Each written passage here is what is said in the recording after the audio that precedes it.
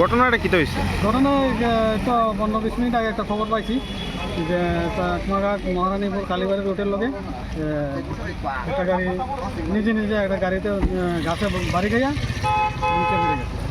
মানে খাদে পড়ছে? হ্যাঁ, খাদে পড়ে গেছে। গাড়িতে কতজন ছিল কিছু জানা গেছে? অনেক 3 জন আছিল, যে ফায়ার সার্ভিস না। এখন গাড়িতে কেউ আছে কি? না, ওখানে কেউ নেই। ওখানে আমরা দেখতে আসেন।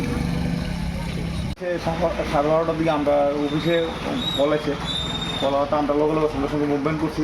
গায়ে দেখছি যে একটা উল্টো গাড়ি রুট সাইড, মানে রুটের থেকে আউটসাইড হয়ে গেছে। 3জন কেডিলেটিভ হয়েছে, এর ভিতরে একজন ড্রাইভার আছে। ড্রাইভারের নাম হচ্ছে আপনার সুরজিৎ দেববর্মা, আর 2জন আসলো কেডিলেটিভ। একজন নাম হচ্ছে পঙ্কি রয় দেববর্মা, আর একজন নাম হচ্ছে সুমন দেববর্মা। এই 3জনের বাড়ি হচ্ছে কাকড়াছড়া। আমরা তারা রেস্কিউ করে তেলিয়ামোড়া হসপিটালে নিয়ে দিয়েছি মানে ট্রিটমেন্টের লিগে। গাড়িটা কইতে কই যেতে আসলে? এটা কইতে পারতেছে না, তারা ভয় বৃদ্ধি পাইছে, আর কিছু কইতে পারতেছে না। ভালো ব্যথা হয়েছে, তার ভালো সিরিয়াস ইঞ্জুরি। কোন জায়গায় হয়েছে ঘটনা? এটা মহারানীপুর 1 নম্বর কালী মন্দিরটা।